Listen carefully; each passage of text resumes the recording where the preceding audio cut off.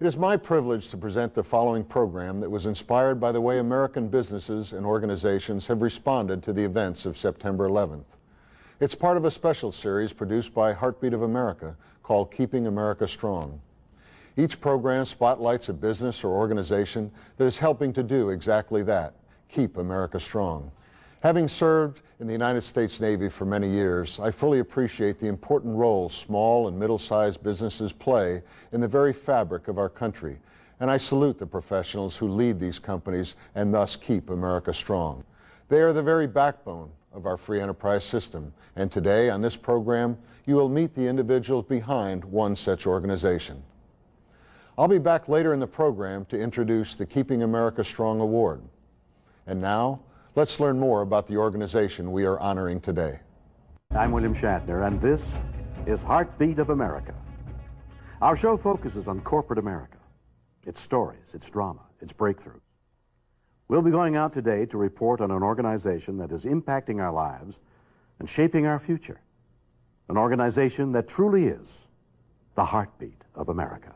In the 20th century, a group of future Americans led by William Shatner ventured out into the universe. The challenge? To take the American spirit and courage to the final frontier of man, outer space. It was an exciting time on television, but it was only a fantasy.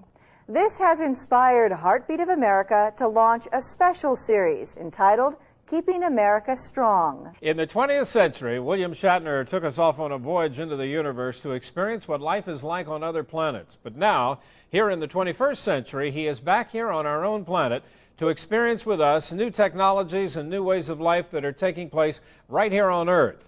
It's all part of a new series that we call Keeping America Strong. And part of Keeping America Strong lies in the new age of computer technology. That means making it possible for companies to use their computers in the most productive and profitable ways possible.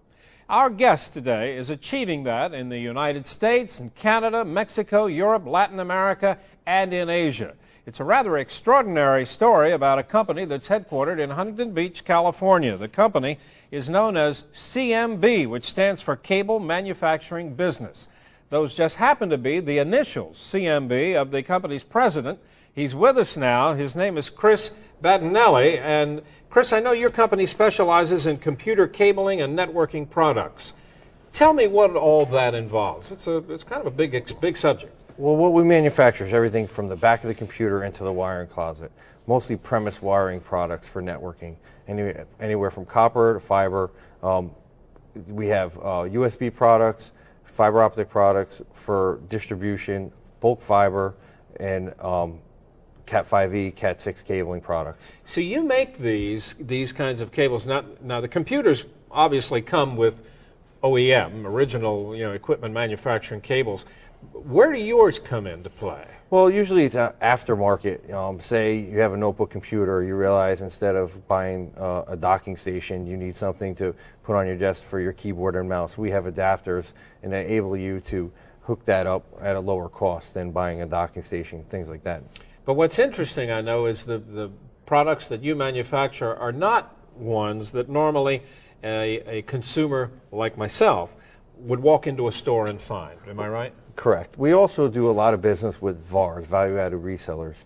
Those are companies that come in and they'll bring together a complete solution for their customers, whether it's a Fortune 500, Fortune 1000 company or government.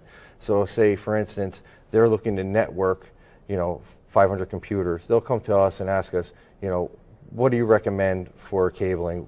Whether we should use fiber, copper, going between buildings, things of that nature, to help give them the best performance out of whatever network products they're going to be purchasing. At the best price possible. Correct. And you then manufacture or obtain these cables for them? Yeah, we manufacture the majority of our products, but then also too we subcontract other companies to manufacture for us, depending on what the products are. How would you describe the core mission of your company? If if there is one? Well, we're trying to be the most customer service oriented company in our industry for what we do. A lot of times customers call because they can't get through to other resellers or other manufacturers. They get phone prompts and voicemails. You know, we pride ourselves on having a quick turnaround time on quotes, quick turnaround time on shipping, and just providing, you know, a high quality product at a very competitive price. And when you talk about your industry, how big is this? Oh, it's a multi-billion-dollar industry. I mean, you know, anywhere from companies like Cisco and Dell and, you know, CMB, we just all fit in there together. And how big is just the cable aspect of this business? Well, it's a big segment of it, isn't well, it? cables it's something that people forget about. You know, like most of the time people buy networking equipment, they're thinking of the software, the hardware, the speed, the storage. And the cables are things that are left behind. It's something that I tell my customers. It's like when you go to buy a hamburger, you order a hamburger, and they always ask you for fries. It's like an add-on sale. It's something that you're going to need. It's something that goes along with the other stuff that you're purchasing. And what would you say are the target markets that you're after? Well, we generally go after you know, our value-added resellers who they bring the product to market, whether it's government or Fortune 500, Fortune 1000 companies, because there's large volumes of product that they purchase on, you know, annual basis. And you do a lot of stuff for the government, Absolutely, right? yeah. They're obviously one of the biggest customers in the country, I guess. Well, especially now with the Operation Enduring Freedom, we do a lot of business with the Department of Air Force and Department of Defense. We ship pallets of product to Afghanistan and Iraq for Operation Enduring Freedom and you know, the rebuilding of those countries. Well, as we pointed out, this is a pretty big segment of this IT industry that you're in. What do you think it is that helps your company, CMB, stand apart from your competitors? Well, like I said, part of it is the fast turnaround times on quotes. You know, VARs, as they demand faster products. Define that for me.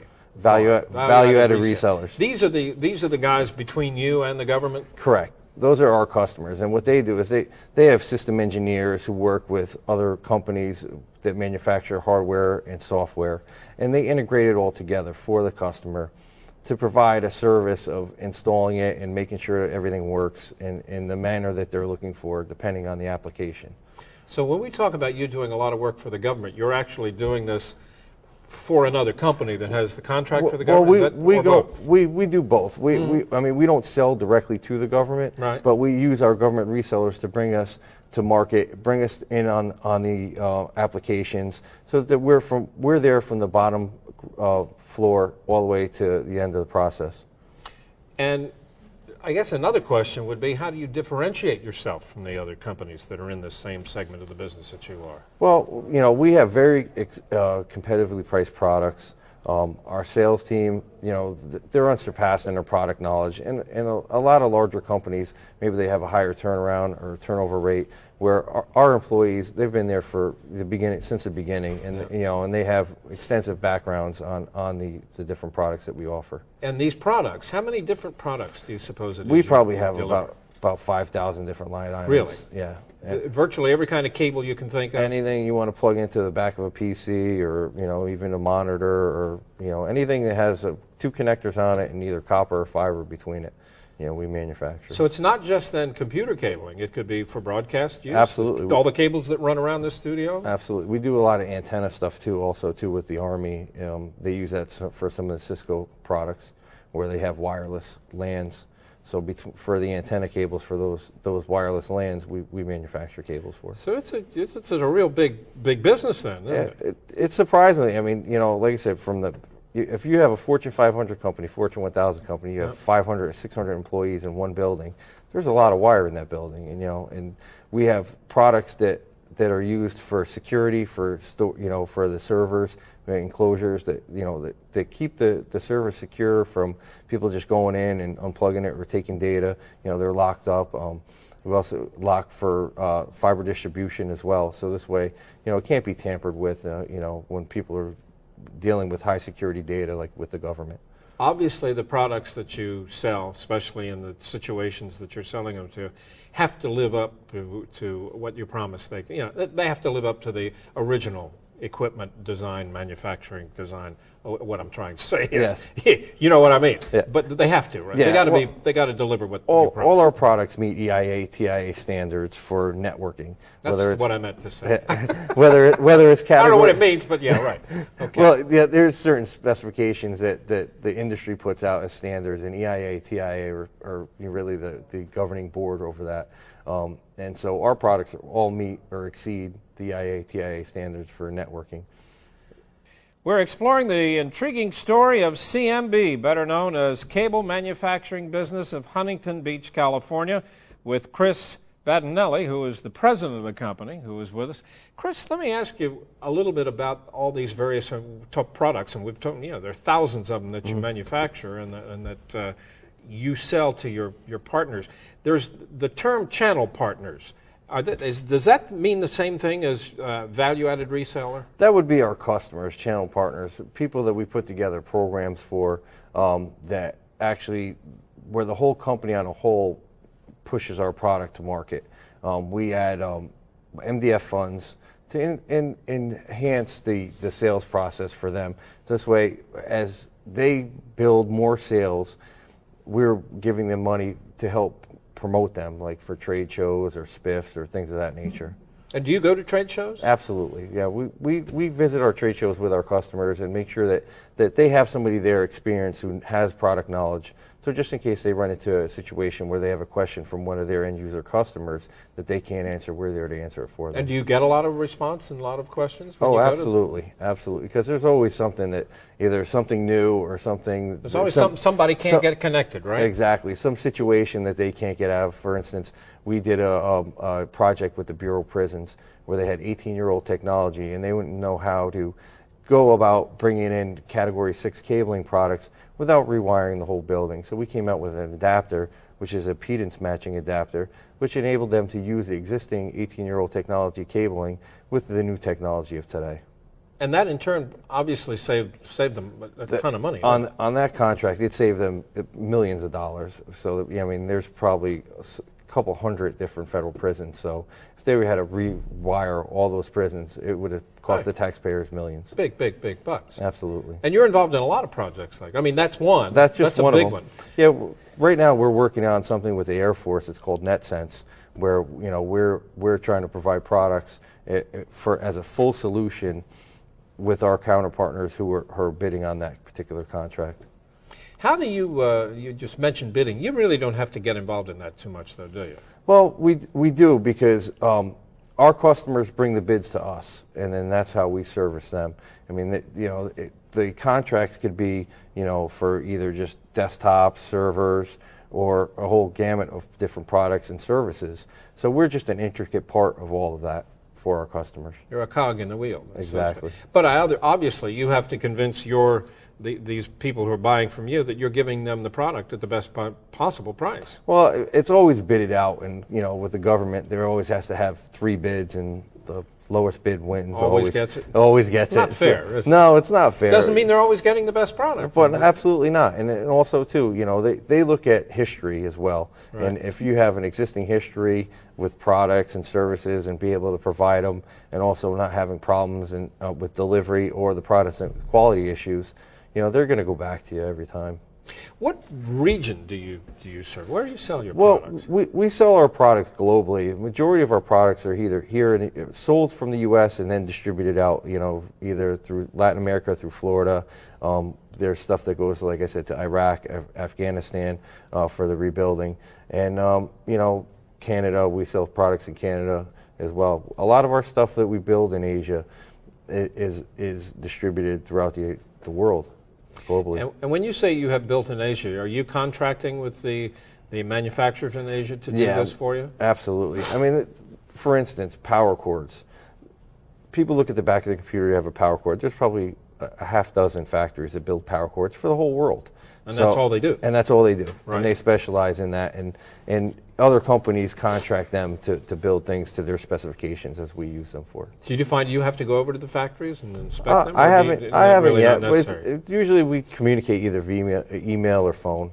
So I try to stay And so the products then really go everywhere. What about the products that you make here? How many, what kind of a facility do you have where these are made? We have a 1,500 square foot facility. I have half dozen people working for us, and at night, these guys are building cables all day. So, I mean, we probably push out maybe 1,000, 1,500 cables a day. And when you get special orders, I can see you're getting orders for cables that could be several hundred feet, if not more, in length for certain situations. You do that? Absolutely. Yeah. I mean, we can build custom cables for any application depending on what it is. We did some projects for customers where they needed fiber optic cables. They were using adapters and other cables to convert to get them to the connectors that they needed, where we were able to come in and save them money by, one, providing a single solution for them, and also two, enhancing the performance of the network, because fiber optic cabling, the more connections you have, the more dB loss you have, right? And it impairs the actual network. And how do you try and help your clients who buy from you? Do you help market the products? Well, that's what part of it is through the marketing programs. They're going to trade shows and things of that nature. We help them sell the products. They have an application. They're not sure what product to use. My customers might call me up and ask us to do a conference call to help find a solution for their customer. So it makes it sound like, in effect, you almost are putting yourself in a position of being part of that value-added resellers company. Absolutely.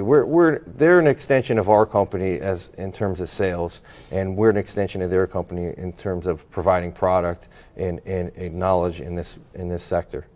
Any other interesting stories like the Bureau of Prison story? I would imagine there have been a lot of instances where you've really been able to help. Well, I mean, all of our customers have different applications which they haven't been able to figure out, or there's a need and they can't find a source for that product. And we do OEM products for companies where they'll bring us drawings and not have an idea of where to have it over molded or what type of product to get it to get a finished product. And that's something we help in on the design and engineering side. So you do a lot of consulting. Absolutely.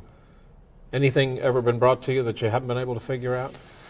Yeah, we get some cables, or actually we just got a drawing the other day. It must have had, one cable had probably 15 different connectors on it, and we're still trying to figure out how to overmold it. It's really, technology has changed in this aspect of the business just as in all others, hasn't it? Absolutely. Well, and not only that, but how important is the real cable itself and what the cable's made of? Well, I mean, without the cable, all the equipment you have wouldn't be connected. It wouldn't work. No. I mean, as even with people talk about everything's going to go wireless one day, you need a cable to hook up that wireless device. Right. So, I mean, I don't see that it's ever going to fully go wireless, where you're never going to have some type of cable or connector connected to something. So, you're in a business that is a real niche business, but it's obviously a very critical niche. Well, these are products that are needed, like I said, for any computer user, network integrator. Without these products, you're not going to have your network complete. You are tuned to Heartbeat of America. So stay with us as Heartbeat of America presents its special edition, Keeping America Strong. We're kind of tracing the history of CMB, the cable manufacturing business of Huntington Beach, California, with Chris Badinelli, the president. This is a company that specializes in computer cabling and networking products.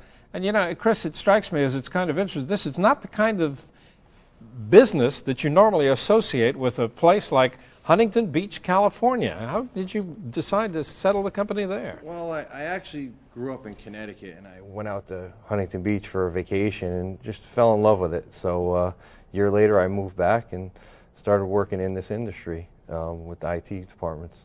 And you felt that this was as appropriate a place as any? Well, absolutely. I mean, you can't beat the weather in California, so that's really what drew me here. Let me ask you how this whole thing came about. What about your background? Well, I started working for a company in the same industry, doing the same type of products. I didn't feel that our business models were the same.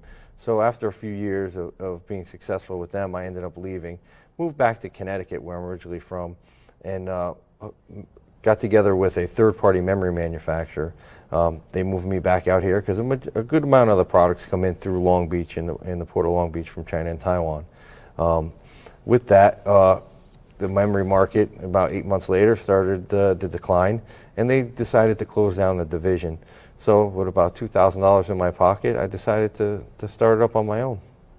Now that's really interesting. You know, with that little bit of a nest egg, you could get a company going that right now is you're $1 million company. Yeah, well, and you've done this in relatively short time, haven't you? How old is the company?